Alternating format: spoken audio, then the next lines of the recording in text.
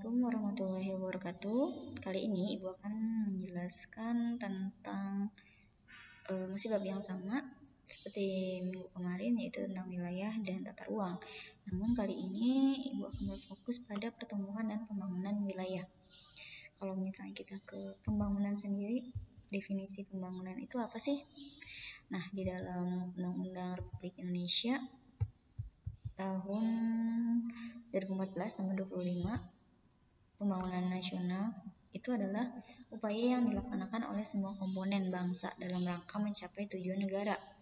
Pembangunan wilayah itu merupakan salah satu alternatif dalam pelaksanaan pembangunan nasional, seperti itu. Jadi pembangunan wilayah dan pembangunan nasional itu saling keterkaitan. Nah, makna pembangunan sendiri itu ada dua, ada makna fisik, yaitu pembangunan itu dilaksanakan untuk meningkatkan pertumbuhan ekonomi dan pendapatan masyarakatnya. Itu makna fisiknya. Kalau makna non fisiknya itu lebih ke perubahan positif yang mencakup perubahan perilaku, budaya, dan kelembagaan dalam masyarakat.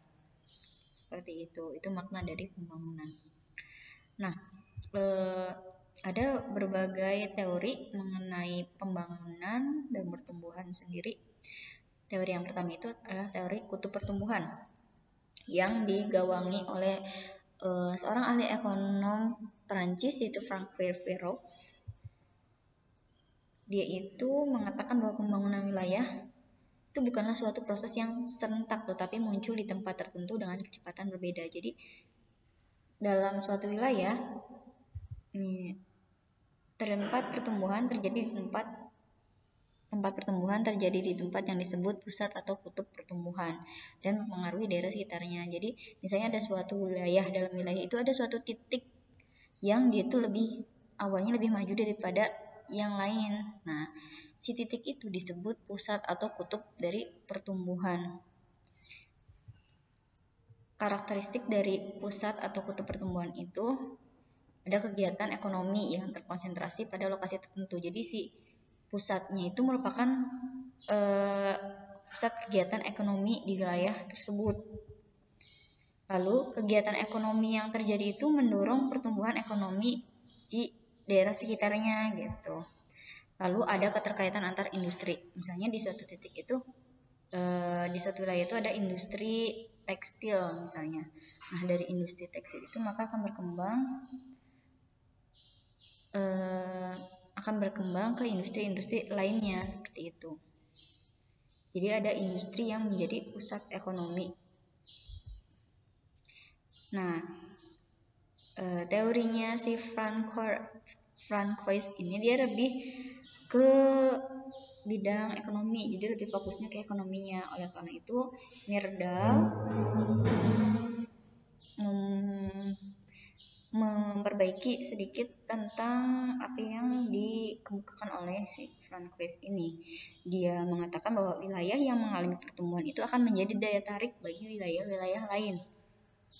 Maka wilayahnya ini, si wilayah lainnya itu akan terpolarisasi oleh si daerah pusat itu. Jadi misalnya ada suatu wilayah nih, di wilayah itu ada suatu titik yang dia itu lebih maju ketimbang dengan daerah sekitarnya. Jadi ibaratnya dia itu pertumbuhannya itu lebih cepat daripada daerah-daerah sekitarnya karena ada pusat ekonomi di sini. Jadi di sini ada pusat ekonomi, ada pusat industri di titik ini. Maka dia itu akan lebih maju daripada daerah-daerah sekitarnya. Nah, menurut Myrdal, lama-lama daerah di sekitar pusat pertumbuhan itu akan terpolarisasi. Lama-lama dia juga akan berkembang mengikuti yang menjadi pusat pertumbuhan tersebut. Nah, pusat pertumbuhan itu ada efeknya. Yang pertama itu backwash effect. Backwash effect ini efek yang sebenarnya tidak kita inginkan. Yang pertama, pertumbuhan wilayah akan menyebabkan perpindahan modal dan SDM. Jadi karena si titik itu menjadi pusat pertumbuhan, otomatis modal dan investasi itu banyak terjadi di pusat pertumbuhan tersebut. SDM juga banyak terpusat di pusat pertumbuhan itu. Pertumbuhan wilayah sekitarnya akan terhambat. Kenapa? Karena setiap sumber daya manusianya itu, karena si pusat pertumbuhan itu begitu pesat berkembangnya, maka orang-orang atau sumber daya manusia yang ada di sekitarnya itu perlahan mulai mendekati si pusat pertumbuhan itu. Jadi wilayah sekitarnya itu akan terhambat. Itu efek dari pusat pertumbuhan. Nah, itu kan backlash efek ya. Sebenarnya itu efek yang tidak kita inginkan. Kalau misalnya ada juga spread effect. Spread effect ini merupakan efek yang diinginkan gitu. Jadi yang pertama, terjadi penyebaran pembangunan dari pusat ke daerah sekitarnya. Jadi efek yang diinginkan itu dengan adanya pusat pertumbuhan, maka daerah-daerah di sekitar pusat itu juga akan berkembang mengikuti daerah atau pusat pertumbuhan itu. Yang kedua, kegiatan ekonomi tersebut mampu mendorong pertumbuhan ekonomi. Jadi diharapkan karena adanya kegiatan ekonomi yang terjadi di pusat pertumbuhan, maka akan mendorongnya perekonomian di daerah-daerah sekitarnya. Ada keterkaitan antar industri, di mana satu industri yang maju di daerah atau pusat pertumbuhan itu akan mempengaruhi industri-industri lainnya. Terus yang terakhir ada industri induk yang menjadi pusat ekonomi, di mana industri itu menjadi, misalnya industri utamanya itu adalah tekstil, itu merupakan pusat ekonomi ya, maka industri-industri lainnya akan mengikuti perkembangannya seperti itu. Contohnya misalnya ya, Jakarta itu kan merupakan pusat pertumbuhan ya.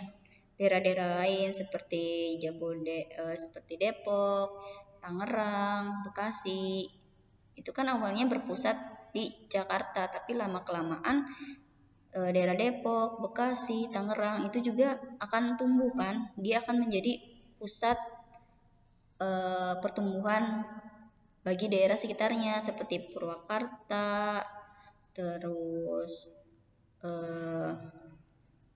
Cikarang dan lain-lain. Mereka akan mengikuti atau mengikuti pertumbuhan dari pusat pertumbuhan itu sendiri. Gitu. Ini contohnya. Misalnya ini Jakarta nih ya. Jakarta itu kan awalnya dia pusat pertumbuhannya. Daerah-daerah lain seperti Tangerang, Depok, Bekasi, apalagi Tangerang, Depok, Bekasi, Bogor dan lain sebagainya itu kan awalnya terpolarisasi dari pusat pertumbuhan yang ada di Jakarta. Lama-kelamaan daerah-daerah sekitarnya itu kan akan bertumbuh. Daerah-daerah sekitarnya akan bertumbuh, dia akan menjadi pusat pertumbuhan yang mempengaruhi daerah sekitarnya juga. Jadi kayak misalnya daerah Purwakarta, kan sekarang daerah Purwakarta udah mulai banyak ini ya. Jadi di sini akan ada daerah-daerah lain juga yang terpolarisasi. Daerah-daerah lainnya yang mengalami pertumbuhan itu dikarenakan karena daerah ini yang tadinya dia cuma mengikuti Jakarta nih, tapi lama-kelamaan daerah-daerah lain malah mengikuti dia. Misalnya kota Depok, dia kan awalnya pusatnya di Jakarta nih, tapi lama-kelamaan dia juga akan menjadi pusatnya. Atau Bekasi aja, Bekasi itu kan pusat industri ya. Awalnya kan dia pegangannya itu kan dia Jakarta, tapi lama-lama dia akan berkembang menjadi pusat pertumbuhan lain yang mempengaruhi daerah sekitarnya seperti itu. Itu spread effect. Nah, menurut Hirschman, gejala ketimpangan bisa hilang jika ada rembesan ke bawah. Jadi misalnya nih di suatu wilayah, ya udah dia fokus aja ke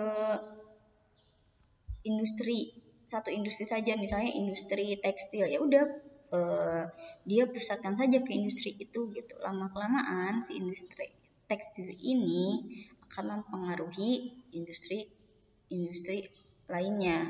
seperti itu.